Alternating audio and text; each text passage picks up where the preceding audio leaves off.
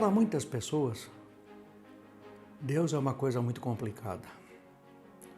Para muitas pessoas, pensar na ideia de Deus é pensar alguma coisa que não faz parte da nossa estrutura lógica de pensamento.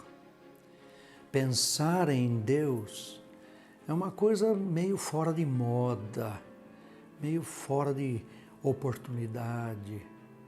Então, nesta oportunidade, nós queremos estar raciocinando um pouco a respeito daquilo que encontramos em dois textos bíblicos que estão nos Salmos.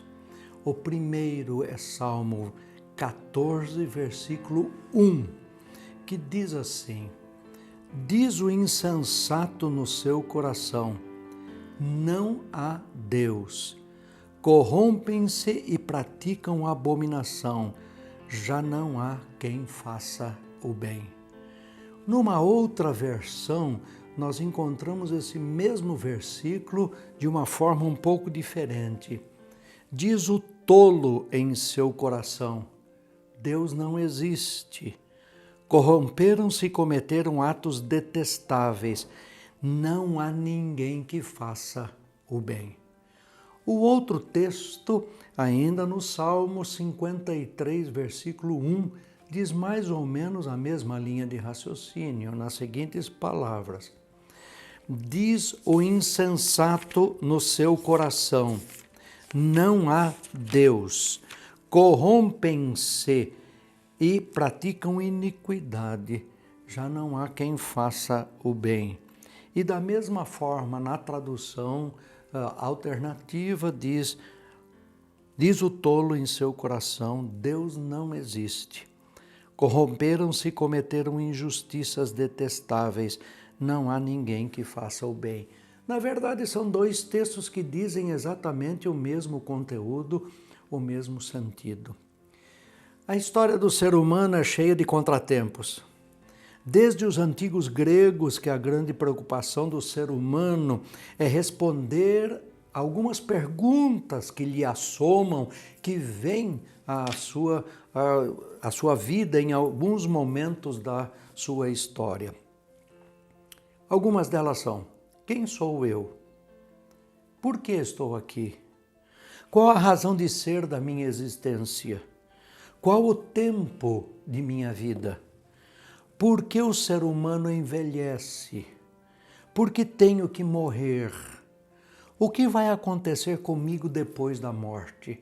Esses são questionamentos que o ser humano carrega consigo desde quando ele é ser humano. Essas são algumas das perguntas que nos acompanham em todo o nosso caminhar histórico. No decorrer da história, muitos foram as tentativas de respostas dadas a essas perguntas. Todas elas, no entanto, foram devidamente respondidas pelas Escrituras Sagradas, que informam que Deus criou todas as coisas e sempre as manteve e mantém sob absoluto controle e cuidado, especialmente o ser humano. O reconhecimento da existência de Deus era a condição básica para que o homem se colocasse no seu devido lugar em relação a todas as perguntas que fazia. Qual seja, o Deus soberano, Senhor dos céus e da terra, é quem tem em suas mãos as rédeas da história, do universo e de tudo que ainda se mantém em equilíbrio. No entanto, as Escrituras Sagradas mostram que o ser humano, após sua queda, não ficou satisfeito com essa dependência exclusiva de Deus.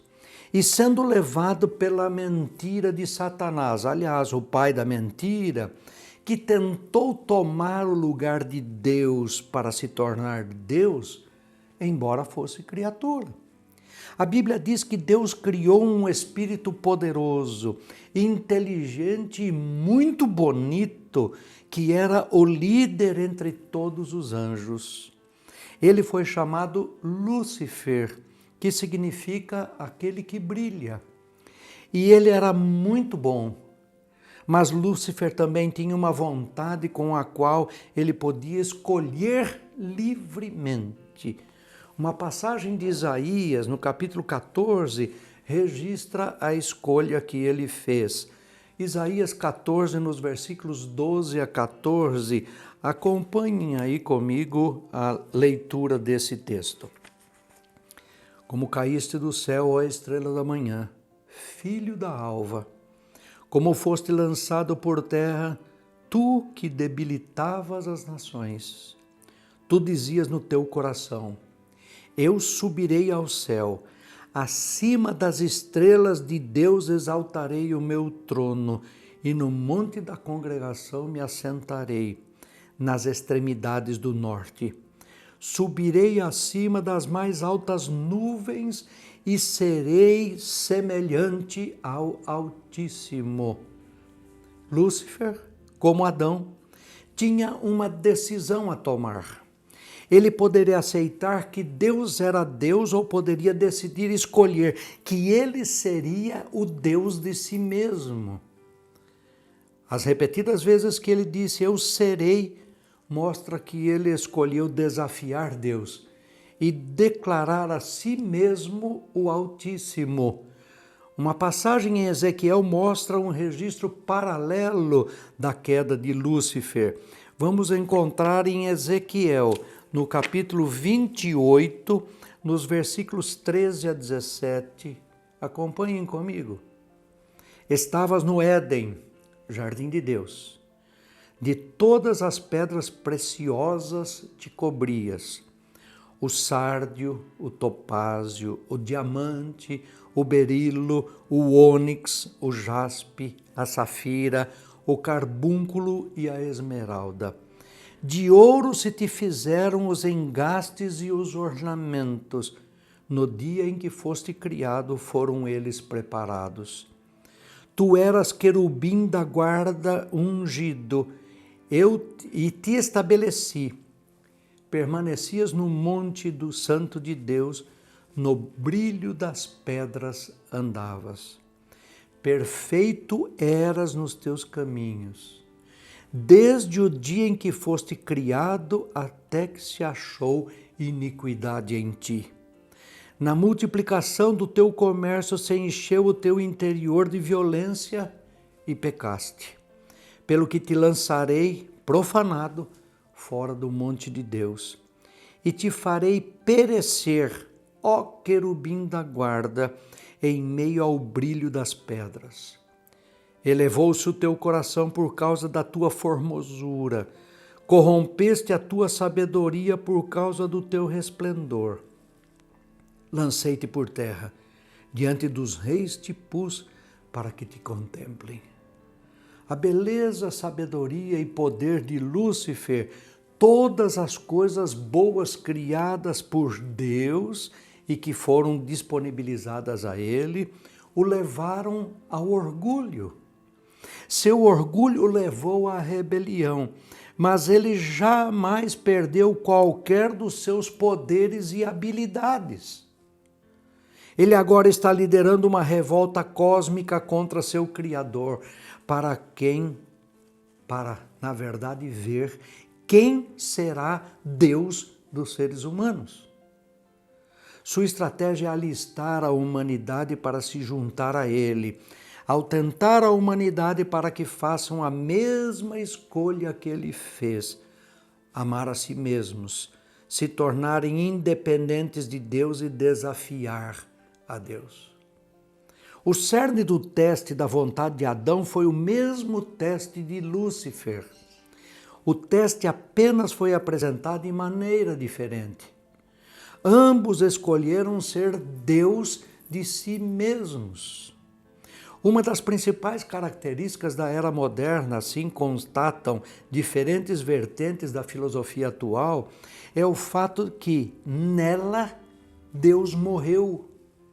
Esse Deus que exercera importante papel na explicação dos acontecimentos, da existência do mundo e do homem, foi sendo ao longo dos séculos expulso das alíneas de pensamento no Ocidente.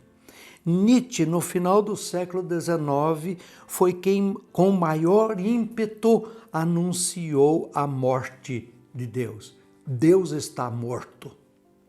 Cremos que o tema relativo à morte do homem, no entanto, não se trata apenas de uma interpretação estruturalista da morte de Deus, anunciada por Nietzsche, e que o próprio filósofo alemão, ao anunciá-la, já designava o anúncio igualmente da morte do homem, da forma homem. Em lugar do atravessamento pelo homem rumo a um além do homem, a uma forma desconhecida a que deveríamos nós fazer nascer. É a proposta do aparecimento do super-homem, criado pelo próprio homem para substituir Deus. Agora o homem como centro de tudo, centro da história, centro da vida, o próprio homem decide o que ele quer ser, o que ele quer pensar, e a partir disto, o super-homem agora passa a centro de tudo, deixando Deus, que morreu, do lado de fora. Deus já não tem sentido na forma de pensar e de existir do ser humano atual. O ser humano se basta. É ele quem toma conhecimento da sua própria existência. Penso, logo existo. É ele quem define o que ele mesmo é. Ele é quem decide o que é importante e significativo para si mesmo. Ele é quem cria os seus próprios valores. Ele é quem decide sobre a existência de Deus, que acaba sendo um concorrente seu. Em suma, o ser humano é o seu próprio Deus. Pensam eles. O sonho do ser humano de ser considerado Deus está agora em pleno desenvolvimento. Os reis de toda a história sempre proclamaram serem eles filhos de Deus e, em muitos casos, ser o próprio Deus. Agora essa perspectiva se mostra perfeitamente possível. Mas não percebem o que as Escrituras claramente afirmam.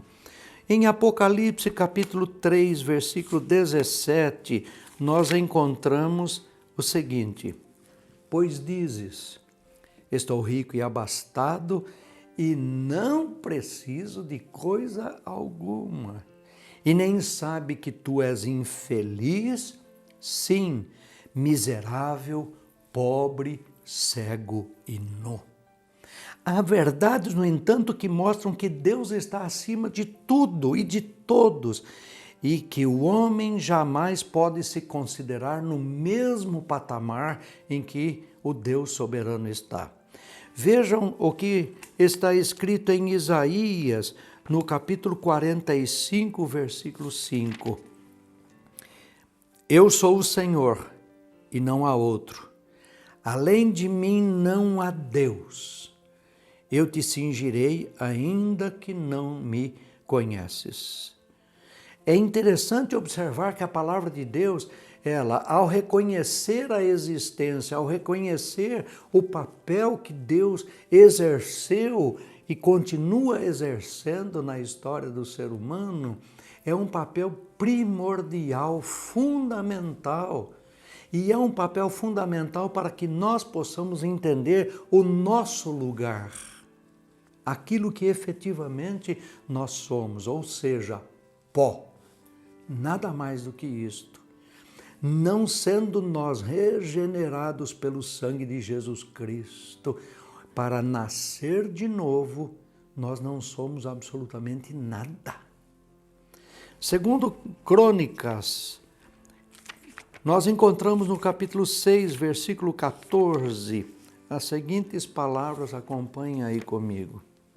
E disse, ó Senhor Deus de Israel, não há Deus como tu nos céus e na terra, pois como tu que guardas a aliança e a misericórdia a teus servos, que de todo o coração andam diante de ti.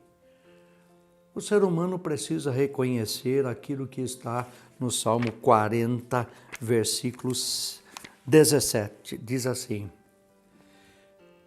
eu sou pobre e necessitado, porém o Senhor cuida de mim. Tu és o meu amparo e o meu libertador. Não te detenhas, ó Deus meu. Qual é o objetivo de toda a palavra de Deus? Mostrar que o ser humano, ele não é Deus. Ele não é um super-homem. Ele não é autossuficiente. Ele não é aquele que acha que, apesar de não ser tão belo muitas vezes, mas ele acha que ele constrói a sua vida por seus próprios caminhos com a sua perspectiva. E aí ele chega à conclusão: não há Deus, porque eu me basto. A palavra de Deus diz que nós precisamos de Deus, não mais do que a palavra dizendo, nós precisamos do Senhor Jesus Cristo. Sem Ele, nós não somos nada. Deus é o autor e consumador de todas as coisas. E quando nós, humildemente, nos colocamos na sua presença, nós então temos a certeza de que o amor dele para conosco excede todo entendimento. Se você é daqueles que dizem que não há Deus, procure nas Escrituras Sagradas as informações para descobrir que não há super-homem, mas há Deus. Deus existe e Deus está nos chamando com amor para termos uma comunhão em intimidade com Ele. Venha participar desta experiência.